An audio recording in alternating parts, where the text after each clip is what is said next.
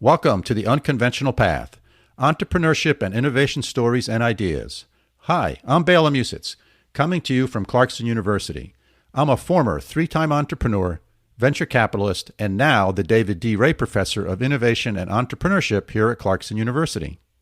And coming to you from Münster, Germany, I'm Mike Wasserman, Professor of International Management at the Münster University of Applied Sciences. First, thanks again for joining us. We hope you enjoy listening to this as much as we enjoy making it. Second, we like to give you a short intro on why the heck are we doing this? And it's certainly not to make money, but Bela and I both like to learn from smart and interesting people. We like to learn how the world is changing, how innovation and entrepreneurship are changing, and we like to overlay our observations and compare them with the lessons we've each learned over 3+ decades as entrepreneurs, investors, managers, and professors. To do this, we've put together our network of interesting friends, former students, and business partners, along with other people we've met more recently, to bring you interesting stories, ideas, and insights into innovation, entrepreneurship, and the people that take unconventional paths to find happiness at work and in life. So today we're doing a mini topic, and today's topic is funding growth. So how do you fund your business so you can grow? And so let's get right to it. So I think this is a great question that every company struggles with. I often say, and I've said this oftentimes, even when I was a venture capitalist, that the best way to raise money is to sell your product. I'm a firm believer in this. It's debt-free. You have no obligation except to your customer, and it demonstrates that your product or service has a value to the customer. And so I think that that's, for me, rule number one. If you can, raise money by selling your product. Now, of course, in certain industries and businesses, that doesn't work because there's a large capital investment in infrastructure or a long development cycle that's required before you can start selling your product. So in that case, I think you have a couple of different choices in raising capital. One is, actually you have several now, and we seem to be adding more. One is debt, which is you borrow money from somebody. Another one is equity, which means you sell stock, i.e. a piece of your company, a percentage ownership of your company to somebody. And the third is crowdfunding, things like Kickstarter, which are fundamentally pre-orders for your product. So how do you look at those three different options, Mike? Well, obviously with debt, you have to pay it back. So there's a cost to that capital. And I think as you'll talk about in a minute, what that cost of capital is, what the interest rate essentially that you're paying, the cost of that money depends on who you are and what the risk is involved in with your idea, and also who you're borrowing the money from. So you got to pay it back at a cost. With equity, you don't necessarily have to give any money back. There's a commitment to share profits at some point, but what you give up is control. Right? There's a certain amount of control that you give up over your business once you sell equity. So those are the two big differences traditionally there. And then crowdfunding is this kind of hot new topic that it's been around for 4 or 5 years now, and I'm sure most of you are familiar with this, but this idea of crowdfunding where you're not promising to pay anything back, you have a commitment to provide the product that customers have pre-ordered, and there's no dilution of the equity. You're not giving up any control. So it has its positives too. But the thing with debt is, yes, you pay for the money, but once you pay it back, on the good side, you're done. It's wiped out. You own everything and own nothing else once you've paid that set amount. Equity, you don't have to pay anything back, but it's a commitment to work with that equity holder to give them a say in the operations and to share the profits with them.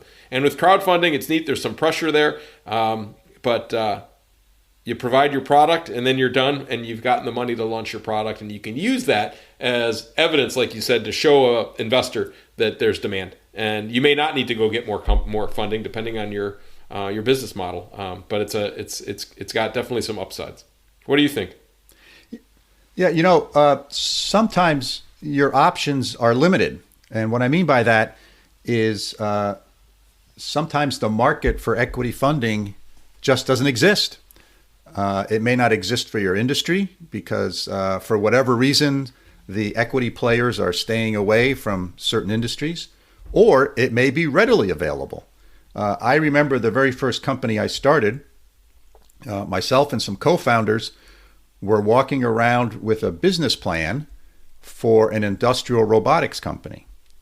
And in the span of a month, the cover story on Newsweek and Business Week was how industrial robotics was going to save the manufacturing base in the United States. Well, needless to say, money fell from the sky to help us fund and start our business. We were at the right place at the right time with the right team to raise some capital. There are other times when it's really difficult to get equity. The same thing is true with debt. Sometimes the people who issue debt have very stringent requirements on your liquidity because they want something as collateral for that debt. So sometimes you have options, sometimes you don't. A lot of that depends upon what's going on in the marketplace. You also want to think through who you're getting that money from, whether it be debt or equity.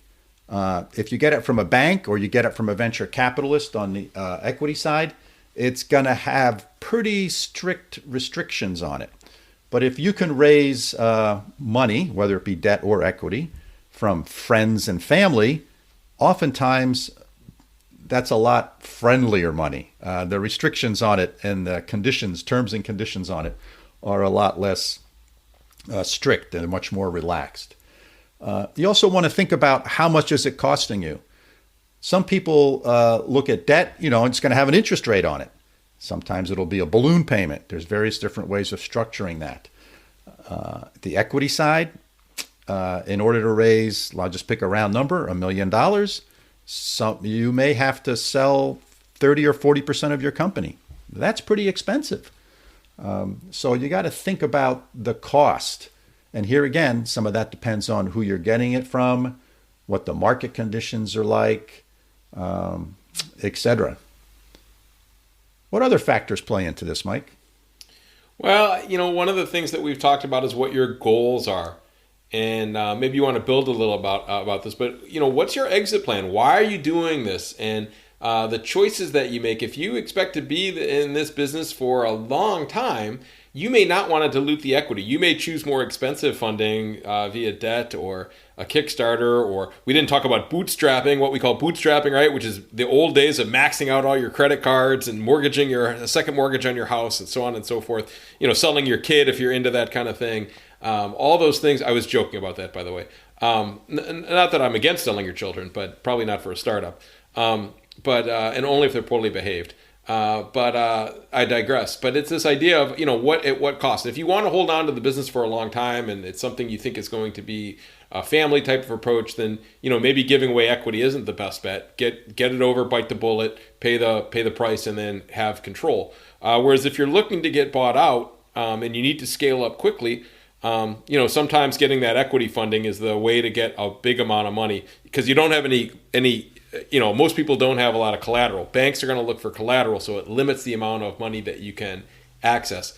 Equity funding, if you have a great idea, there aren't those limits because they're not looking for collateral. What do you think? So, Mike, I think one of the challenges here in our mini sessions is this is a great example of a topic that's really, really complex. And it deserves a lot of thought and consideration, much more so than we can do in a 5 to 10 minute session. And the decision you make here is very, very strategic.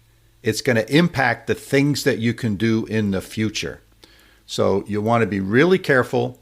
You really want to think this through. You want to get some good advice and counsel.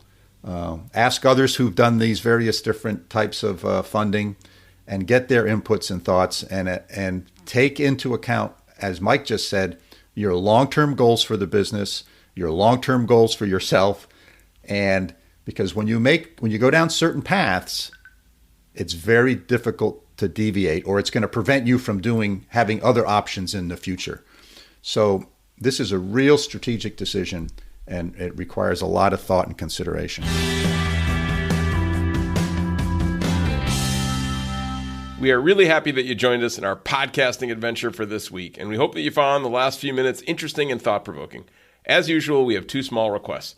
First, if you have questions about the topic we discussed today, suggestions about future topics, or who we should talk with, when we do interviews, please get in touch with us. Our email is bela.and.mike@gmail.com. Second, if you like what we're doing, please hit like or subscribe on your podcast app. It's free, and you could even be radical and consider writing us a quick review. And always, as always, if you know others that might find us interesting, please share us with them. So that's it for this week. Thanks for spending time with us on our mini session. I hope you enjoyed it. We look forward to having you join us for our next episode. Signing off from upstate New York. See you next week, Mike. Sounds great, Bela, and that's it for this week from here in the northwest corner of Germany, about 45 minutes from the Dutch border here in Münster, Germany. Have a great week, everybody. This podcast is produced for Mike and I by our friends at Busy Media of Schenectady, New York. They can be found at busymedia.co.